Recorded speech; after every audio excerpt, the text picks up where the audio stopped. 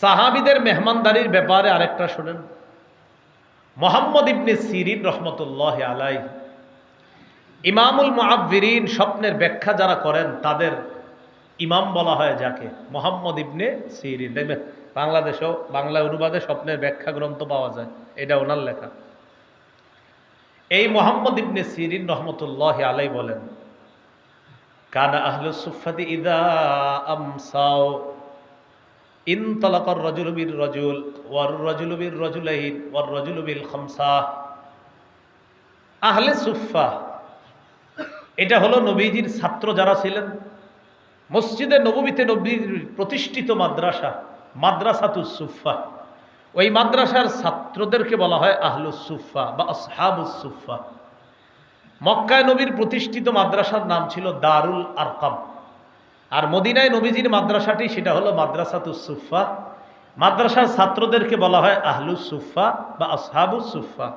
যারা উমরায় বা হজে যাওয়ার নিয়ত করেছেন, মদিনায় যাওয়ার পর দেখবেন রাসূলুল্লাহ সাল্লাল্লাহু আলাইহি ওয়াসাল্লাম আম্মাজান আয়েশা সিদ্দিকা রাদিয়াল্লাহু তাআলা আনহার যে ঘরে থাকতেন নবীজি সাল্লাল্লাহু আলাইহি সাল্লাম, ওই ঘরে রাসূল সাল্লাল্লাহু আলাইহি সাল্লামের কবর এখন। ওটার একদম ঠিক পাশে দেখবেন পিতলের কালারের মতো একটা জায়গায়, একটু একদম বেশি দূরে না, একটা রাউন্ড দেওয়া আছে ছোট্ট করে, ওই ঘেরাও করা জায়গাটা, এটাই হলো মাদ্রাসাতুস সুফফা।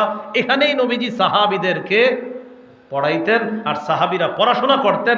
এই মাদ্রাসার সর্বশ্রেষ্ঠ একজন ছাত্রের নাম আবু হুরায়রা রাদিয়াল্লাহু তাআলা। 3 বছর নবীজির কাছে পড়াশোনা করছে। কয় বছর? তো হাদিসের কিতাবে তার নাম সবচেয়ে বেশি। কেন? তিনি বলেন নবীর দরবারে আলা মিল ইবাতনি, পেটে ভাতে আমি পুরা থাকতাম, খাবার পাইতাম খাইতাম, পাইতাম না খাইতাম না, ক্লাস মিস করতাম না।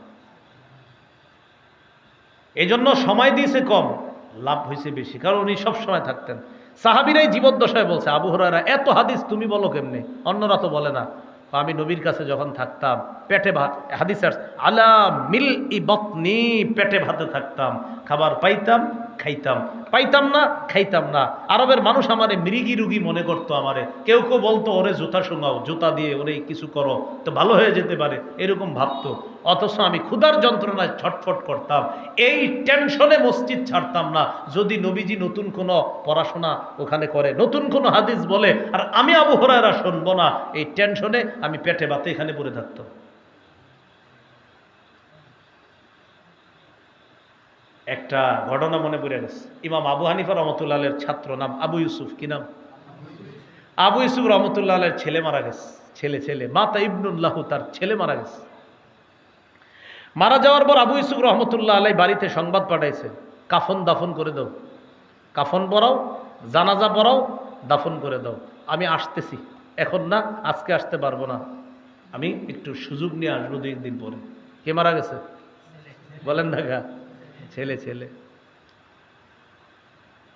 কেন তিনি গেলেন না সেদিন? তাকে প্রশ্ন করা হলো, আজকে আপনি আসলেন না কেন? আজকে উস্তাদ আবু হানিফা রহমতুল্লাহ আলাইহির একটা ক্লাস ছিল গুরুত্বপূর্ণ, আমার ছেলে মারা গেছে 2-4 দিন শোক করার পর, এরপরে আস্তে ধীরে সব স্বাভাবিক হবে। এই ক্লাস যদি আমি মিস করতাম, আমার সারা জিন্দিগিতে আফসোস শেষ হতো না। এই জন্য আমি ক্লাসটা মিস করি না। এই জন্য ওনারা তো হয়ে গেছে, ওনাদের নাম আজও আমরা বলতে হইতেছে। হ্যাঁ, আমার আপনার নাম 50 বছর পরে কেউ মনে রাখবে না, শেষ, খালাস, যাও ভাগো, তুমি কে ছিলা, কোন গোড়ার টিম তুমি। ওনাদেরকে কেন মনে রাখতে হয়? তারা এমন কিছু হয়েছে যে আপনি ভুলে যাইতে চাইলেও ভুলতে পারবেন না। এদের বিরুদ্ধে লেখলেও তাও তো লিখতেছেন, এদের নাম নিয়েই তো লিখতেছেন। তো বলছিলাম আবু হুরায়রা রাদিয়াল্লাহু তাআলা ওই মাদ্রাসার ছাত্র, যে মাদ্রাসায় নবীজি ক্লাস করাইতেন, মাদ্রাসাতুস সুফফা, সেখানে আহলুস সুফফারা থাকত। ফানতালাকার রাজুলু বির রাজুলি ওয়ার রাজুলু বির রাজুলাইন।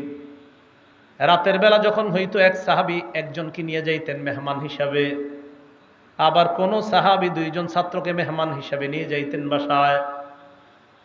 ওয়ার রাজুলু বিল খামসা, কেউ 5 জন ছাত্রকে মেহমান হিসাবে বাসায় নিয়ে যাইতেন প্রতি রাতে। ফাম্মা সাদ ইবনে উবাদা ফাকানা ইয়ানতালিকু বিসামানিনা কুল্লা লাইলা। নবীর সাহাবী সাদ ইবনে উবাদা প্রতি রাতে 1 জন 2 জন নয়, 80 জন মানুষের মেহমানদারি করতেন। কয়জন? 80 জন। এগুলো সাহাবীদের মেহমানদারি।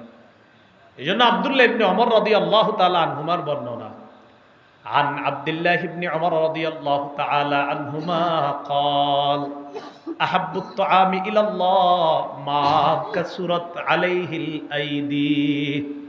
আল্লাহ তাআলার কাছে ওই খাবার সবচাইতে পছন্দনীয় যে খাবারের মাঝে সবচাইতে বেশি হাত আছে, ওই খাবার আল্লাহর কাছে বেশি পছন্দনীয়।